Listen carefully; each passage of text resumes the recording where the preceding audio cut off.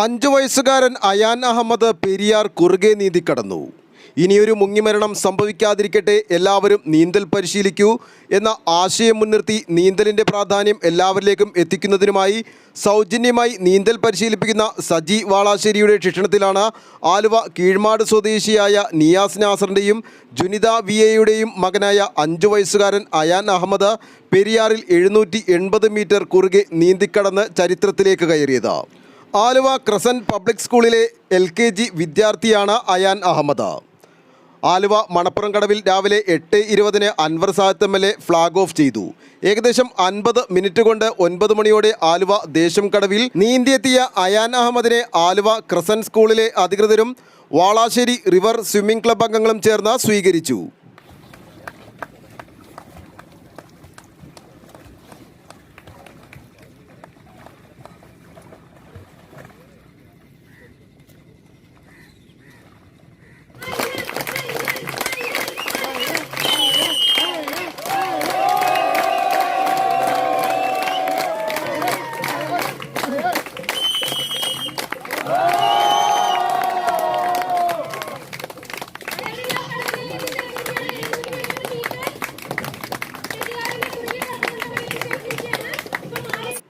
എല്ലാ വർഷവും നവംബർ 1 ആരംഭിച്ച് മെയ് 31 അവസാനിക്കുന്ന ഈ സൗജന്യ നീന്തൽ പരിശീലനത്തിന് നീന്തലറിയാത്ത ഏതൊരാൾക്കും വന്ന് പരിശീലിക്കാവുന്നതാണ്. പുലർച്ചെ 5:30 ആരംഭിച്ച് 8 അവസാനിക്കുന്ന രീതിയിലാണ് ക്ലാസുകൾ നടക്കുന്നത്.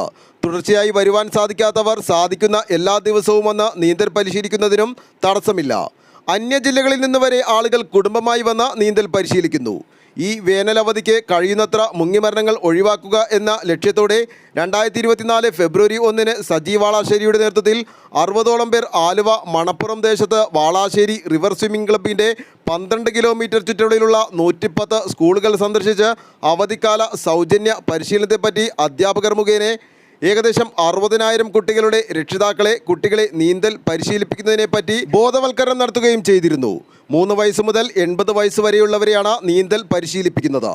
ഈ വർഷം ഇതുവരെ 1500ഓളം പേർ വന്ന് പരിശീലനത്തിന് ചേർന്നിട്ടുണ്ട്. ഇനിയും ഒരു 1500 പേരെ പരിശീലിപ്പിക്കുവാനുള്ള സജ്ജീകരണങ്ങളും തയ്യാറാണ്.